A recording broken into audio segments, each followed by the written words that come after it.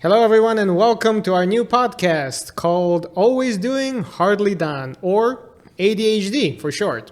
Yes. Not related. Not related? Yes. Very related.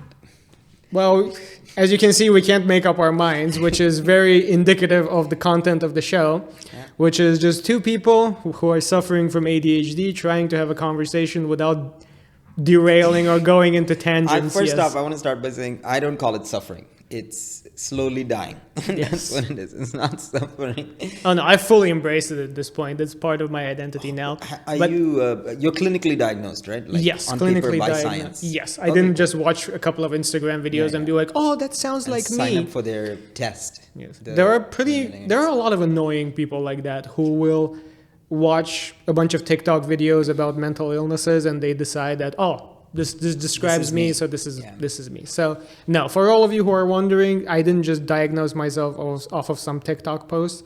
I was diagnosed about 3 years ago, when I first started going to therapy. And about 6 months into therapy, my therapist and I were talking, and she just casually dropped, "Well, it makes sense, like if you couple those events with your ADHD." I'm like, "My what?" Yeah, so I suspected it before that, but she was the one who confirmed it. So I was like, okay, well, now I officially have ADHD, so I'm not going to deny it. And how did you find out? Very similar. Everyone always spoke about it, suspected it, if not for me, for themselves. And then one day I was like, man, let me just go to a doctor. I'm sick of hearing the maybes, because I like knowing if it's black or white. I don't want it to run on an emotion. And when I found out, dude, it was amazing, because I was part of the corporate world, the 9 to 5s, and I didn't ever fit in. And this is not like I did fit in. It's like I desperately wanted to make money. So I was like, please, how do I become like you guys? And I was unable to because of whatever. It is very cathartic, to be honest, when you find out that you have ADHD as someone who is working in a corporate world, someone who has a 9 to 5 job, and you're just supposed to go in and do things every day, in and out, the same things all over again. And you really struggle with that. Yeah. And when you find out that there is a underlying reason for it, it's not just that you are bad at your job, or there's just something wrong with you, or you're being lazy. It is kind of a release to understand that, like, oh, that's what's happening. Yeah, so now I can actually start dealing with it. I can actually look into it. There are medications you can try. Are you medicating for it? Of course. Really? Of course. Me, I'm not. Why not? You should. Sorry. You should. That's half joking. Okay, here's the thing.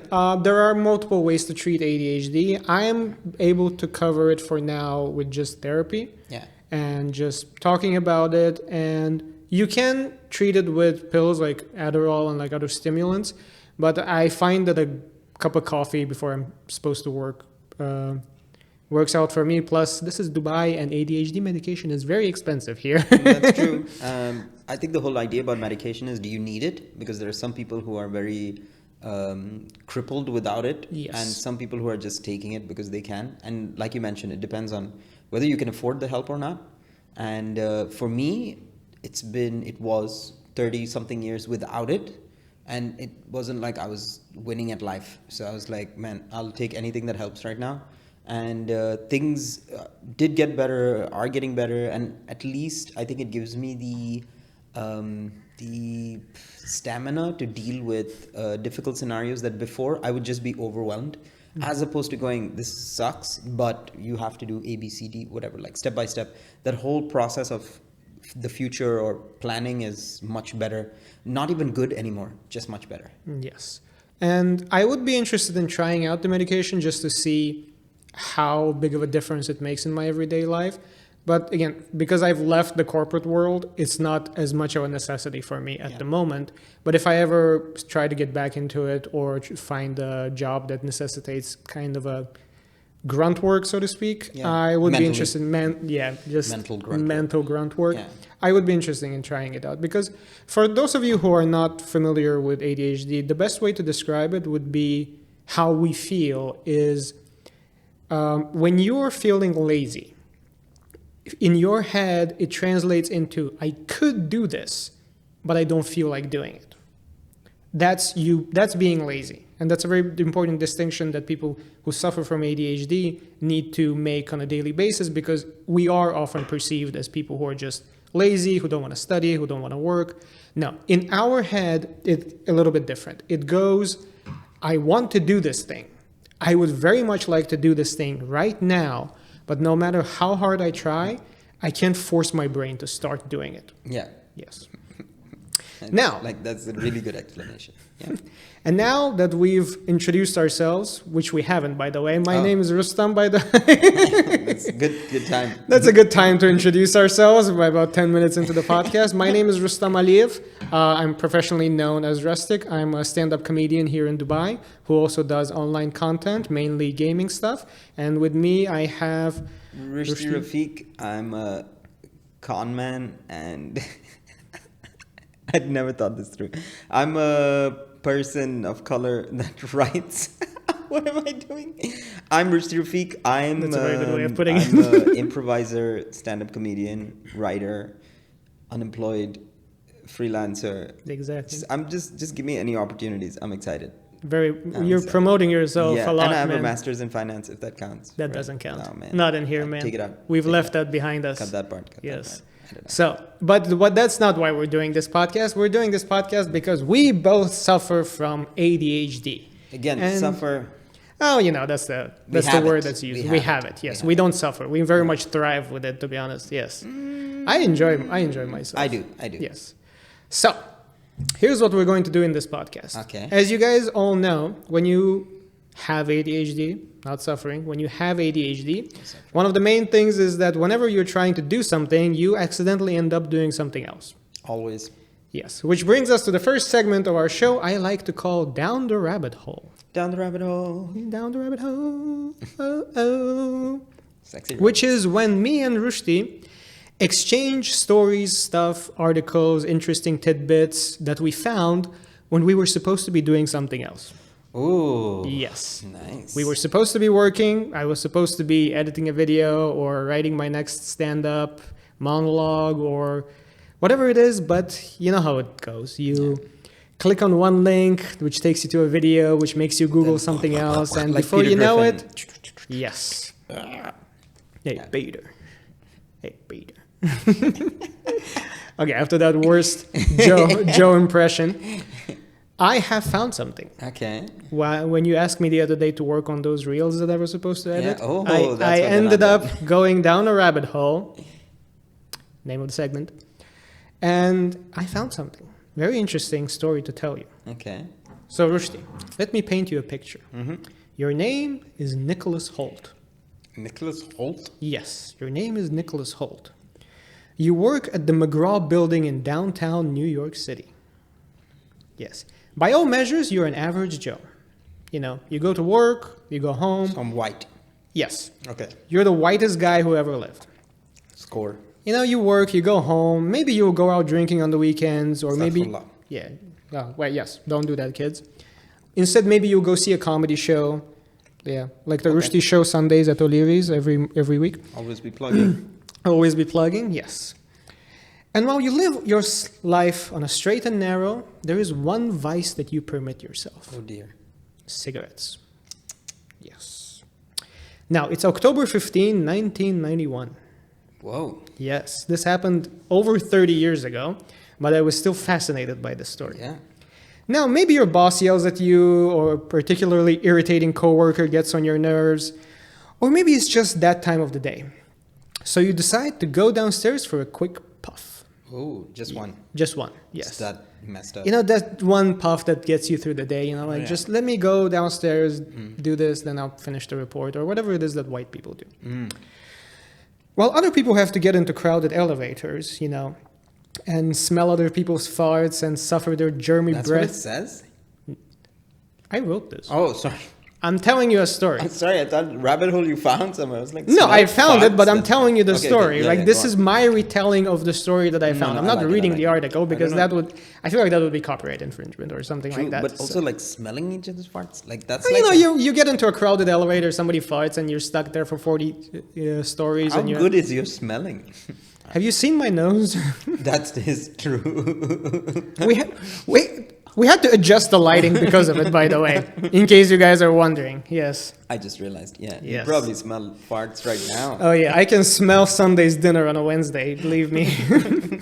Sorry, you were saying farts in Yes. elevators. So instead of smelling other people's farts or suffering their germy breath on your skin, your particular office has a very unique feature. Yes. An express elevator connecting your office directly to the lobby.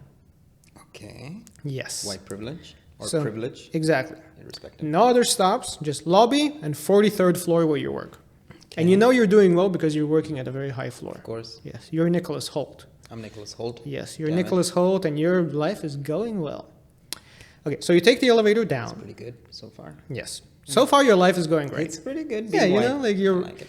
So you take this elevator down, enjoying the calming royalty-free music that always plays in the elevators. No farts. You walk through the lobby and you go outside and you have your cigarette. I'm waiting for the bad news. I'm brown, worry. so I know it's somewhere. Okay, well, it's coming, don't worry. I've lulled you into a false sense of security as your persona of Nicholas Holt, and now this is where the shit hits the fan. Oh dear. Now you're feeling refreshed, and you're ready to face the second part of your day, so you get back on the elevator and you go back up to the office. Mm-hmm. Only the elevator, all of a sudden, comes to a screeching halt. Whoa. Yes. No biggie, like, you're Nicholas Holt. Exactly. I mean, how much trouble can you be in? So, you just press the alarm button and wait for someone to come get you, right? Yes. Now, in a high-end downtown New York City office building, how long do you reckon does it take for them to come and rescue you from this 6 foot by 6 foot box? And I'm midway through. I mean, you say Yes. screeching halt. You're This stuck. is not a riddle, right? No, this is not a riddle. Okay, This is sorry. actually something that happened to Nicholas Holt on October 15th, 1991. I remember that. Yes, Um, the year I was born. This happened 6 days before I was born, by the way. I was 2 years old, I think, something like that. Oh, sorry. How long does it take? Yes, how long does it take for them to come rescue you? 6 hours? No, it can't be 6. It's got to be much more because you wouldn't ask me Otherwise, this question. otherwise, why would I be so excited, right? What is Can I your best just estimate? Okay, 3 days. 3 days. Okay, well, you overshot it a little bit. Ah.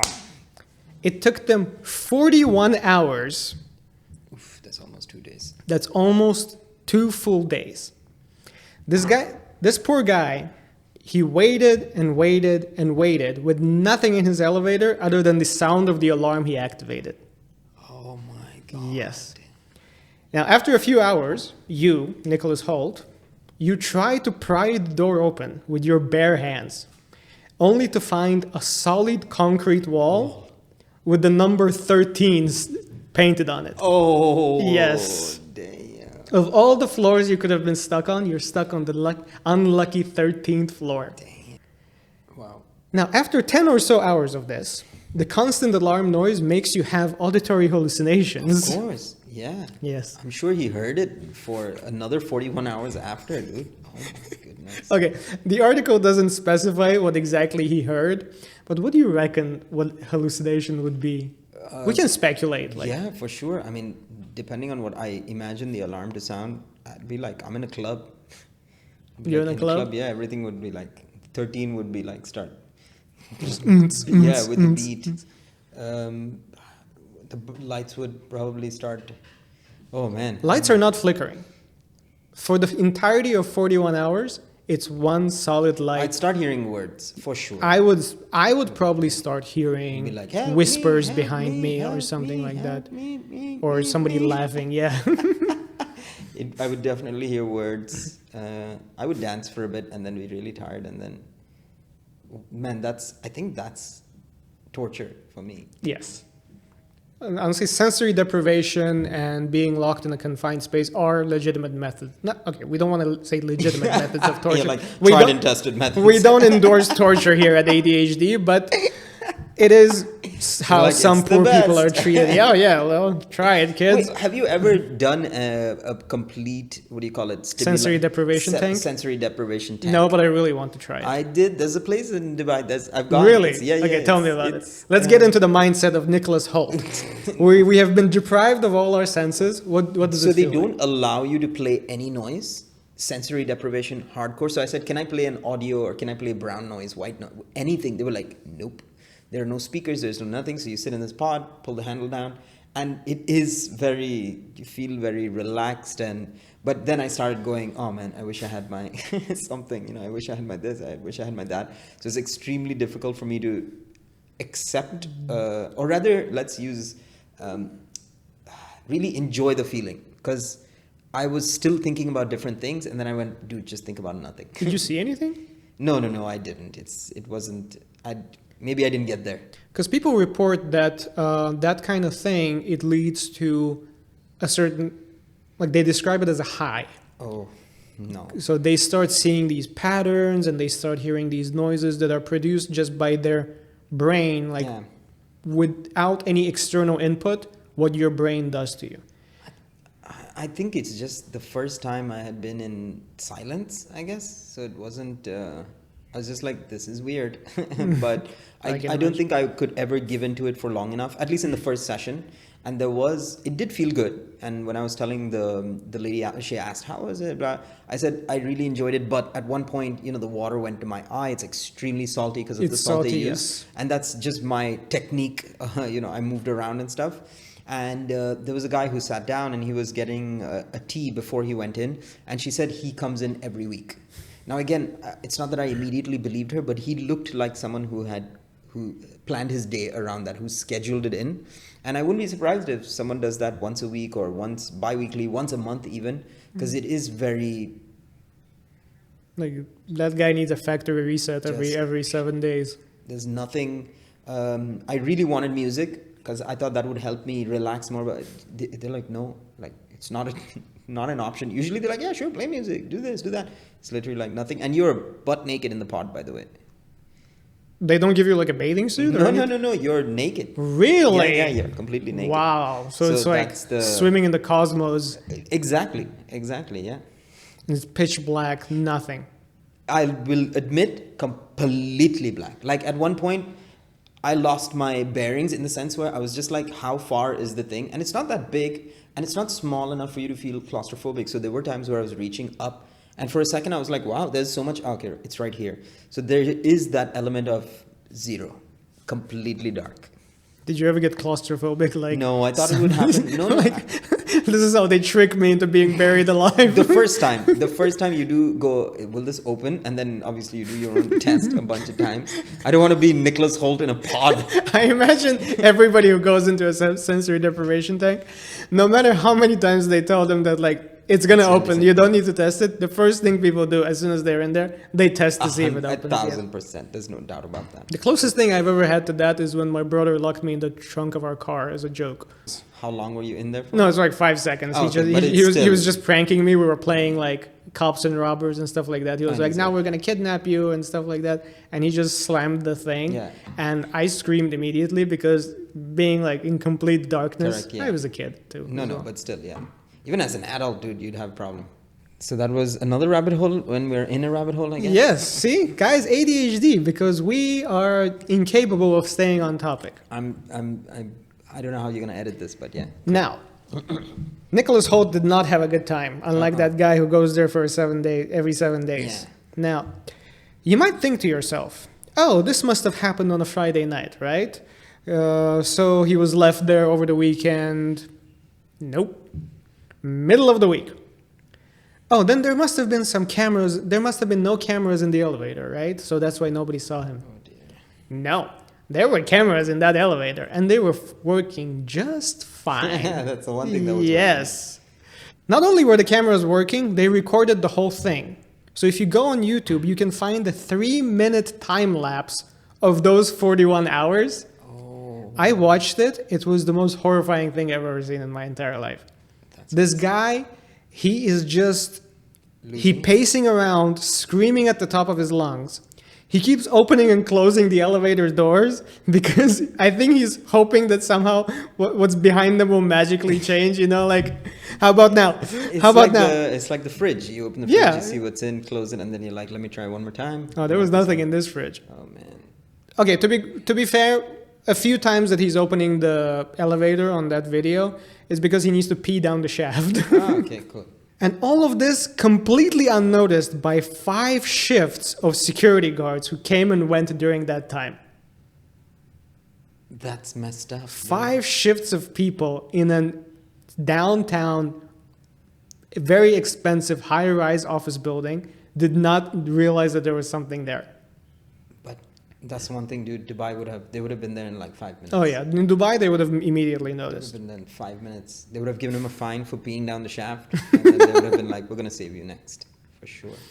Now finally, at the end of the second day, some random security guard finally looks at the screen and notices that there's a guy in one of the elevators sleeping on the floor in a fetal position.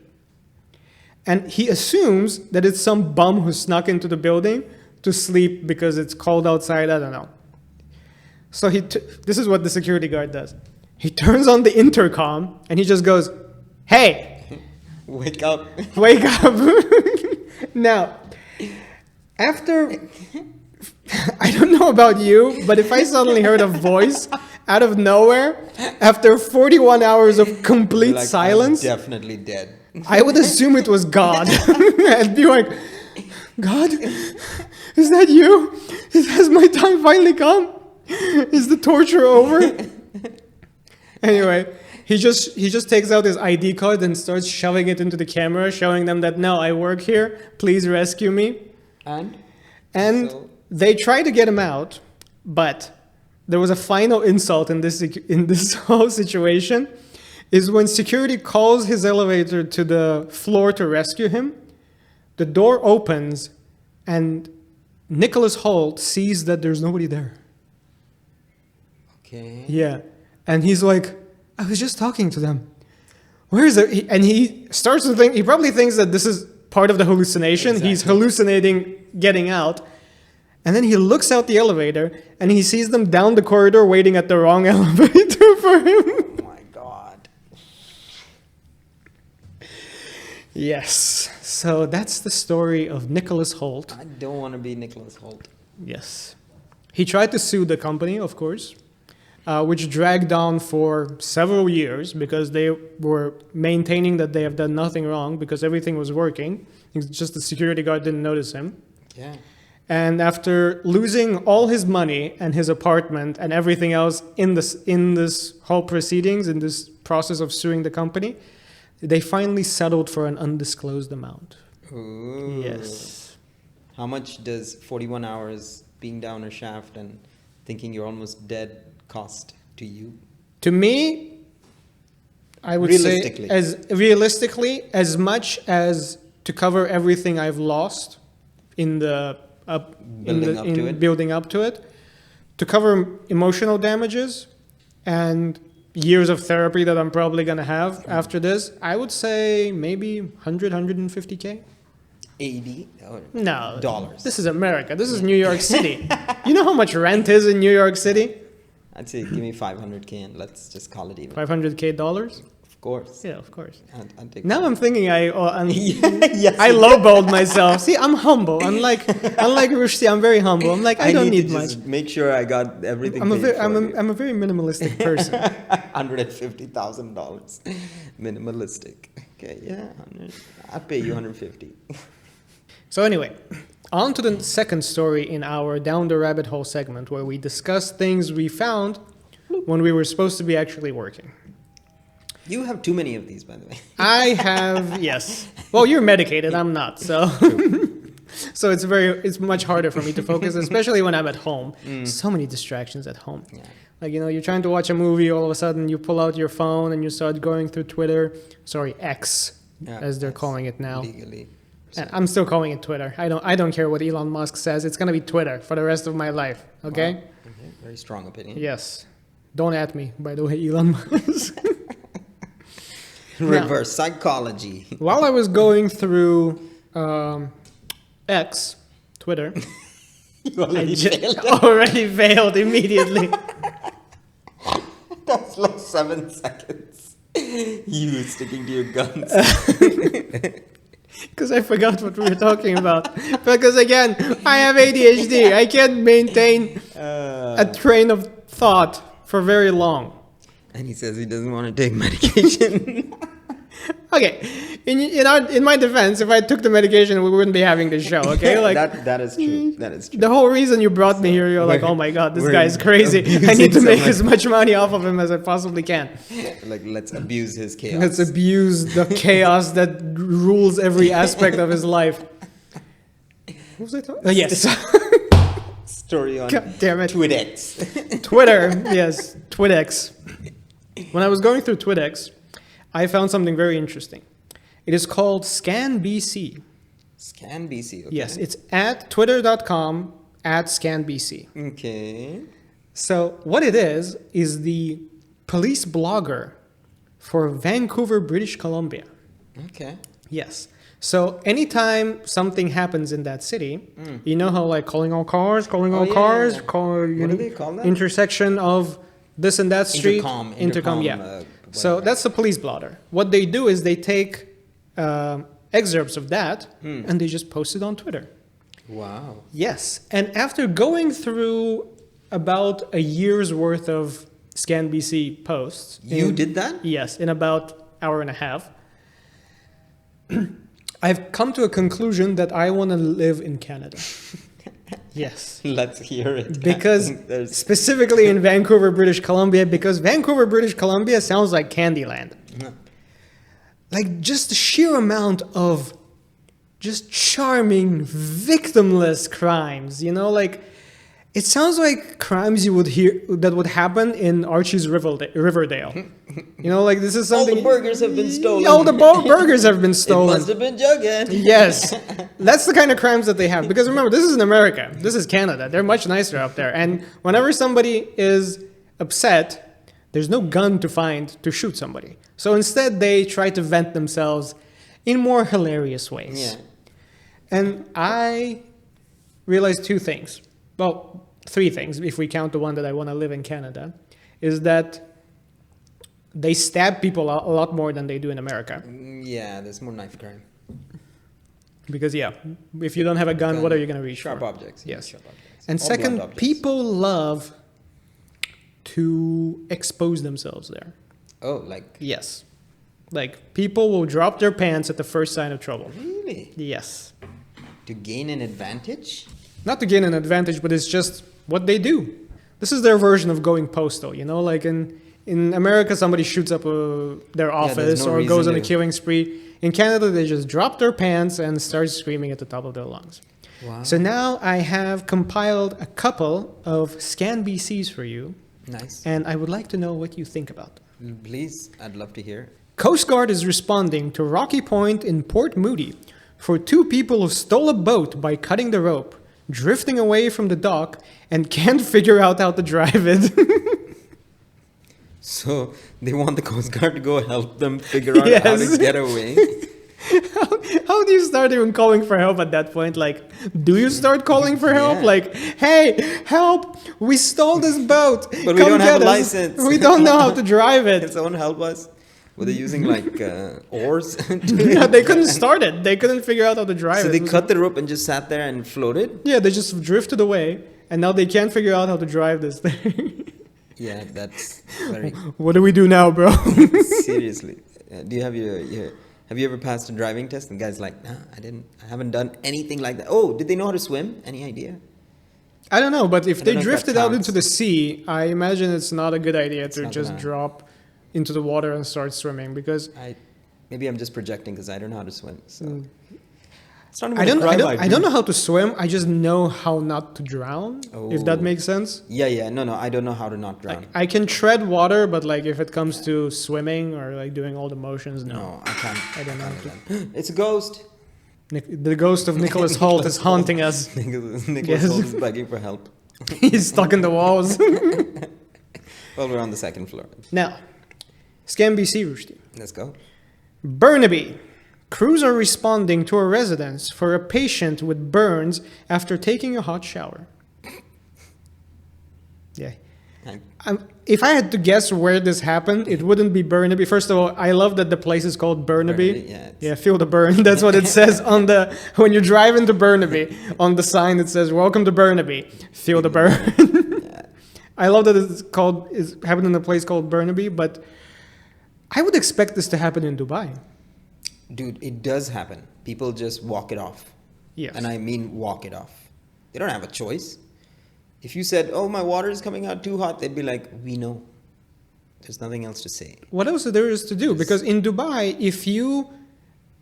for those of you who are not aware, the temperatures in Dubai during summer peaks can reach up to 55, 56 degrees Celsius. I think one of the days this summer it hit 60. 60, yes. So global warming is real, people. Like, not about global, but Dubai warming is definitely a thing. Yeah. Exactly, man. So every time we try to take a shower over here and you open the water, it's just smoke. Scalding hot, and there's nothing you can do about it. Forget the showers, dude. The shatafs, Oh my God. I know there are endless jokes about it, but bro, I feel like I smell food burning. Oh my God. When I use it, I can smell like cook for the second time. Dude, it's like there's burning hair at the minimum. Like it's dangerous. I don't know. I don't want to keep going into detail, but man, I'm losing weight. I don't want to. This is how you lose weight in Dubai. We are conditioned to want to take a shit as little as possible, so everybody eats as little as possible during summer. That's how you get the Dubai summer body. No, I'm losing weight because when I use it, there's more stuff coming out, not stuff, but we know what I'm talking about. It's just the thing. I can't have. You hit hot water, your muscles relax, and everything just comes. Sure, if there's science behind it, sure, man. It happens to me, and I'm just like, I didn't eat this much. Like this is not right. Now, ScanBC, Rushdi. Abbotsford crews are responding to a report of a person that got a nosebleed and a second person who fainted after seeing the blood. Yeah, See, this is what I'm talking about. Like, this would never. In America, people are responding to like somebody shot somebody, like, oh, there's a 10-car collision on the interstate and everybody's dying or anything. In Canada, they're like, oh, the guy who gets a nosebleed calls the cops because somebody else fainted when they saw him. Yeah. Oh, sorry, the cops first. And the ambulance shows up. Yeah. Like, they show up and they're like, okay, we'll help you, I guess. Like, hey, wipe your nose on this guy who's unconscious and let's take this guy away. Honestly, these are so harmless, they're hard to even, respond to. Yeah. Because, there's no, oh my God, what would I do in this situation? There's not, that's what I'm saying, man. Like, Canada seems like Candyland. Have you ever passed out? Fainted? Fainted? No. Because that never happened to me. I've been under anesthesia, but I've never fainted. Oh, no. I mean, because we had a friend once, he fainted. It was dehydration and more than dehydration, what's it called? Heat stroke. Yeah, okay. And I was just thinking, I can't remember what happened. Kind of just fell over. And I'm wondering what it's like. I don't know. Has anyone fainted? Let me know.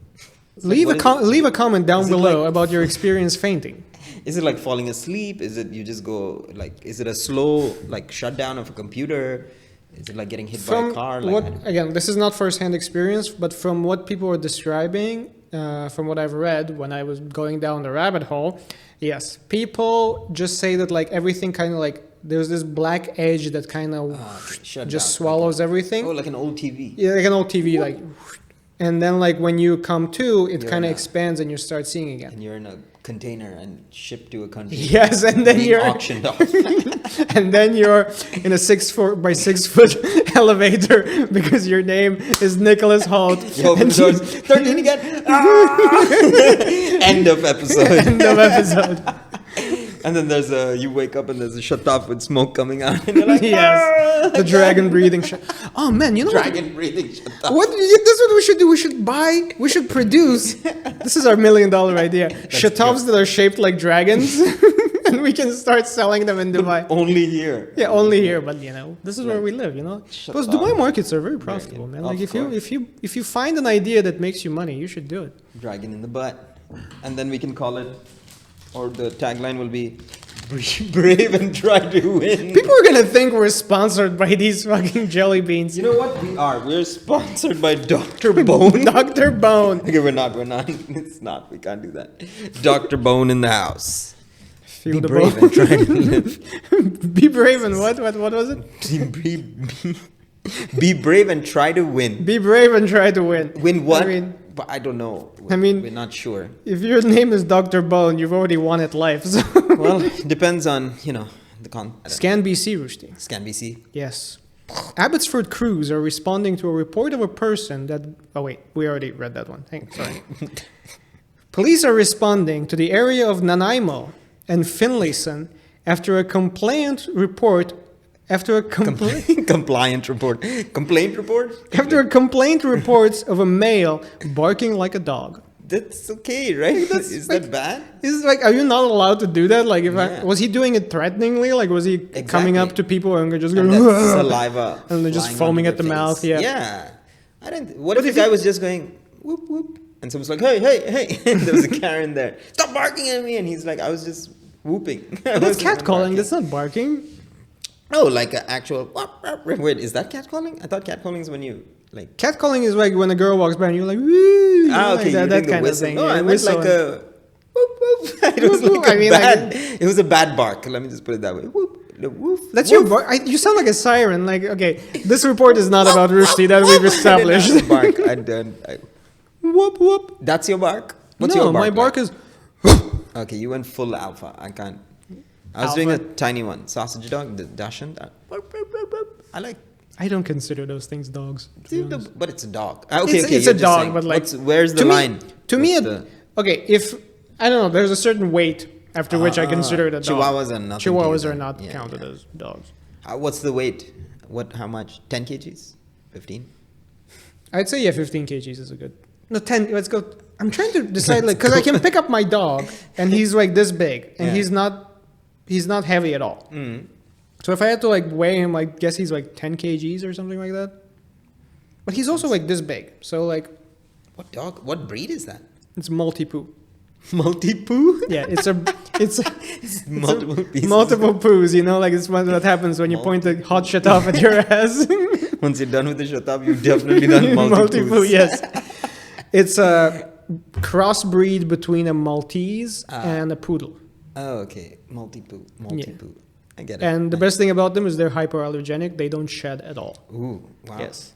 Okay. Last time I went home, this dog was so happy to see me, it peed itself. Oh, that does happen. That does happen, yes.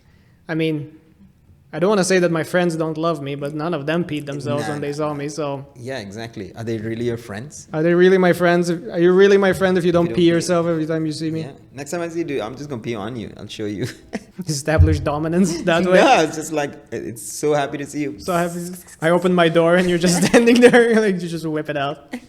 I'm waiting. Yeah. And it's more awkward because you're like... Wait. Just give me a minute. Water.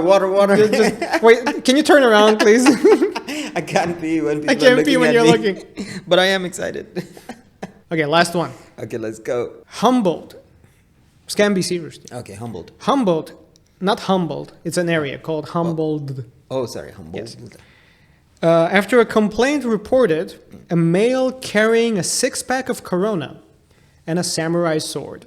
Ooh, that is a dangerous combo. I feel like they were shooting the next Fast and Furious there, and somebody got confused. Correct. They're like, no guns this time. No guns this time. Only Corona. And sharp objects. Yes, Corona, family, and a samurai sword. Yeah. And samurai. See, that's where it scares me. But is that illegal? I don't know about Canada, man. I'm sure. If you had to take a guess, what would you think? Is it illegal? Because samurai sword. I would say yes, just so you know. I would say yes.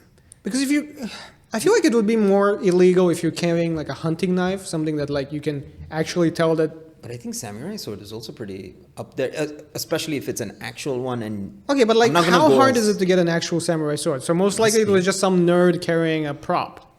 That's what you think, but... Oh, but if it is real, yeah, they would have to respond. It would be danger. Yeah, it would be danger in anyone's hands. And I think the only place you can carry a real one is like Comic-Con. And they would obviously test it for how dangerous it is.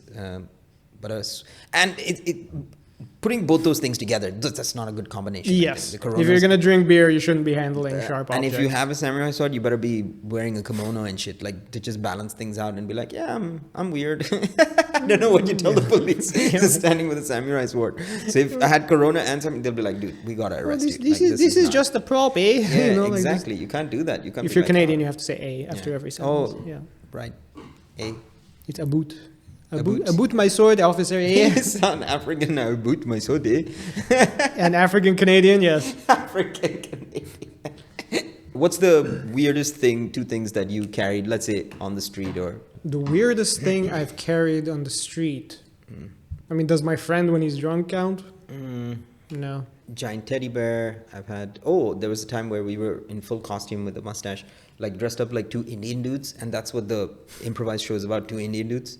And I went to McDonald's and stuff, and I was like, "Hey, can I have a?" And they're just like, and then I was like, "Is there something wrong?" And he's like, "Your mustache." So it's deeply colored in a thick ass mustache. Wow.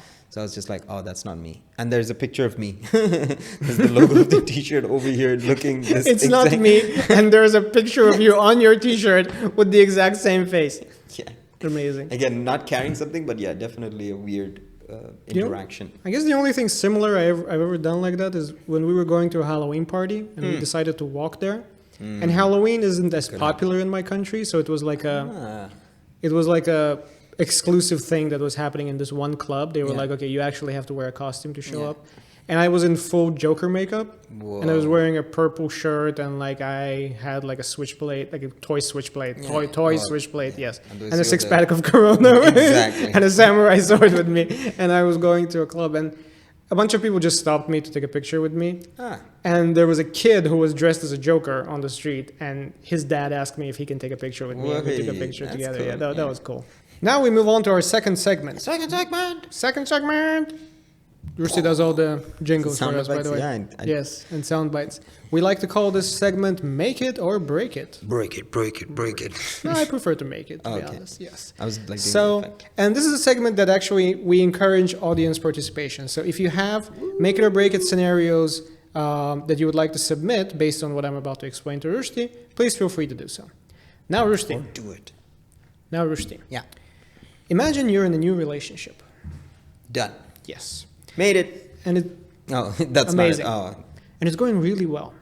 Amazing. And about on the third or fourth date, you discover a new crucial piece of information about them. Okay. Now, this new piece of information, for the purposes of this hypothetical game, can be anything. It can be something fantasy, sci-fi related. It can be a real world scenario or anything like that. And the question posed to you is, based on this new information, do you make it work or do you break it off? Oh, and you're going to give me this piece of information? Yes. Okay, thank so God. Now I was like, this is too vague still. I have 3 of them for you. Ooh, and again, I encourage everybody to submit their make it or break it scenarios for us to do in later episodes. Do you want me to go straight into make it or break it, or do you want me to do a little juggling of the options? You can juggle. Okay, yeah. cool. I mean, Let's this is see. a podcast. We should discuss. I'll be honest though. I'll be straight. Now, Forward. on the 4th date, Yeah. you discover that this girl has hobbit feet.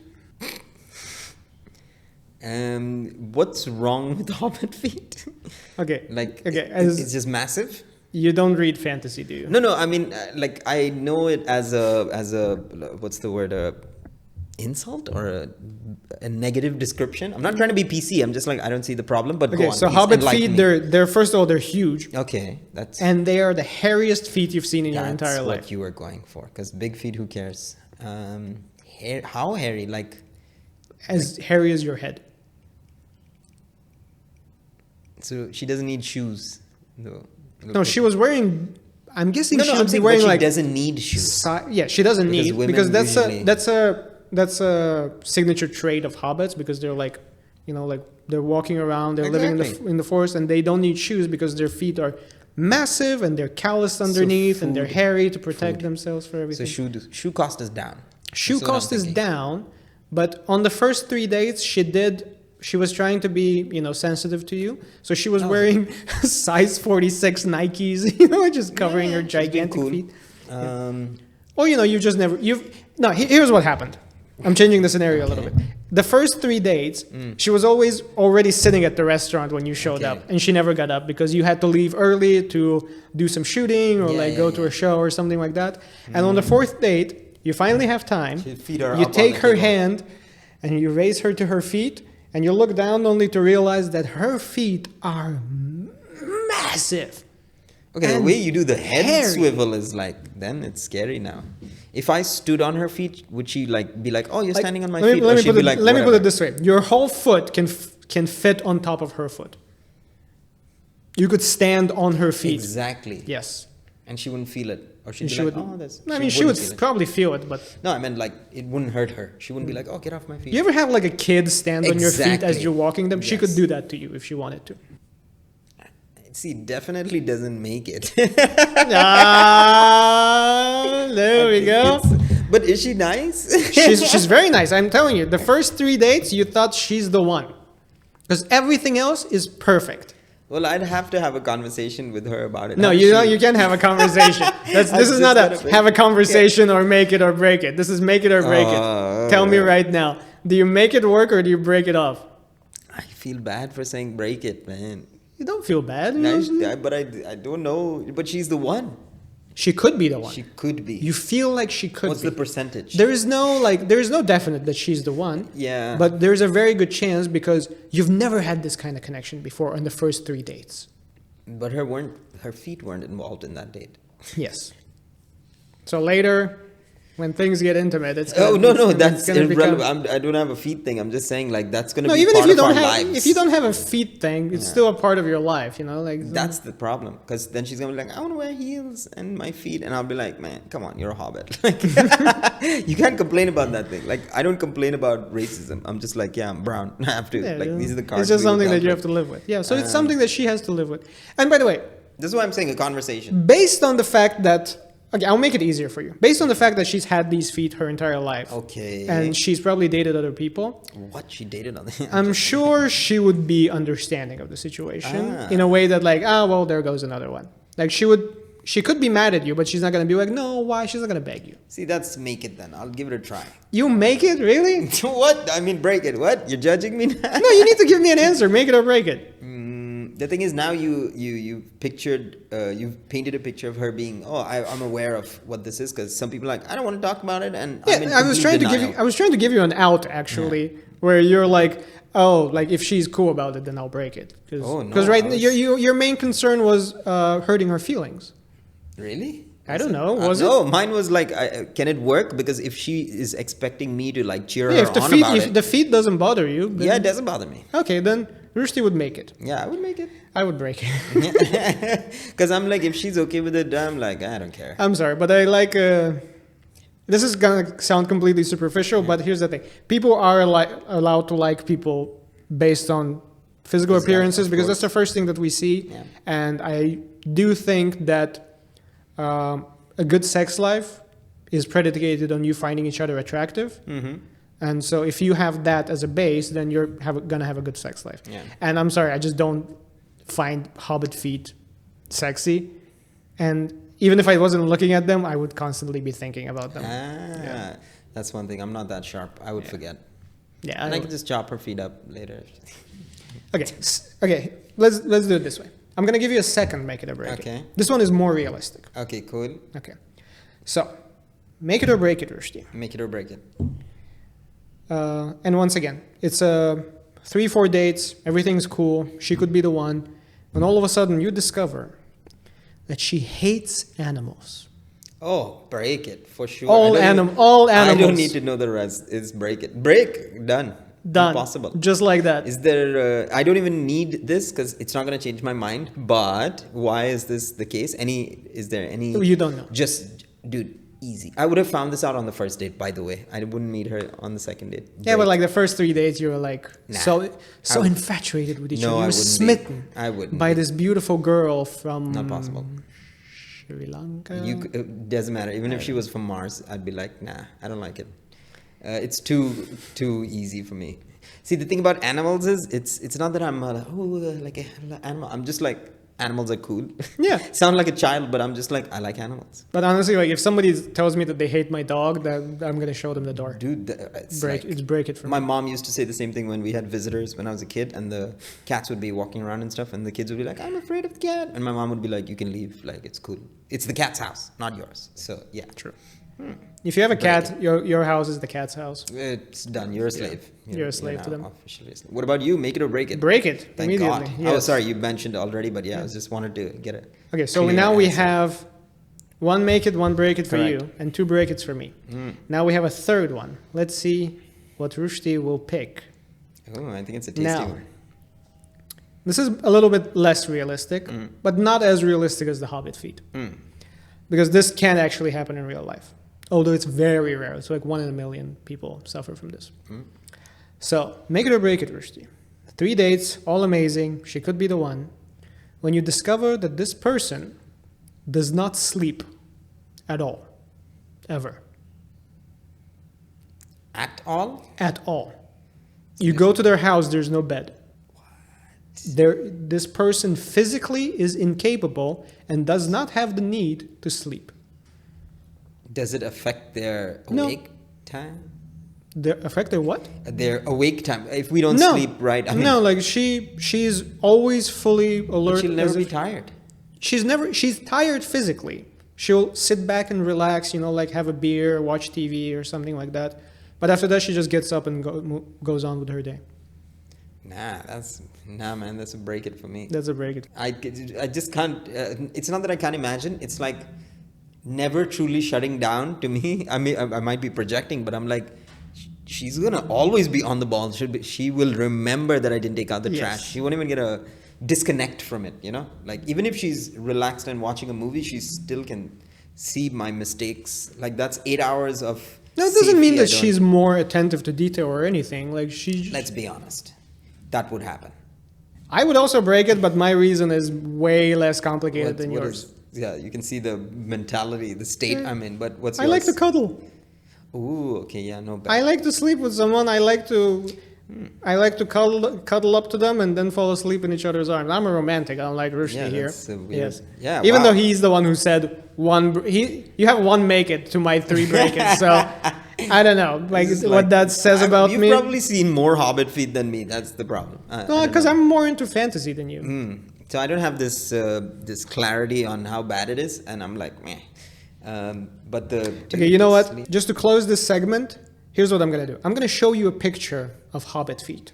Okay. And you will tell me if a girl had this. Okay. Would you make it or break it? Okay, cool. So I'm just going to go straight. I don't want to describe and argue and justify. Oh my God. You're looking for the worst one? Oh my. I'm not looking for the worst one. Just look at the reflection on your face. Okay, cool. 3, 2, 1. That's okay. That's okay? Yeah, I mean, honestly. Okay, fine. It's not a break it for me. You're a bigger person than I. No, you said it. Some people can't stand it, and some people are like, whatever. We have a friend who he hates feet, his own feet, other people's feet. Like, hate. Hates feet. Nothing to do with smell or blah, blah, blah. I mean, I don't know. Maybe it is. But he's like, no way. Oh, No way. Because there are people who love feet. Yeah, they can definitely certainly be the other. And because of that, the law of averages dictates that there is someone on the opposite end of the spectrum. Exactly. So I'm guessing your friend just falls into that category. Exactly. Which, again, nothing bad with that. People are allowed to have their preferences. We're not judging anybody. We're just saying our own preferences for these situations. Would we make the relationship work or would we break it off? And there you go, guys. That was the first episode of Always Doing, Hardly Done, the ADHD podcast. Once again, I'm Rustam Aliyev, and with me today was... Rushdi Rafeek. Yes. We'll see you in the next episode. Bye-bye.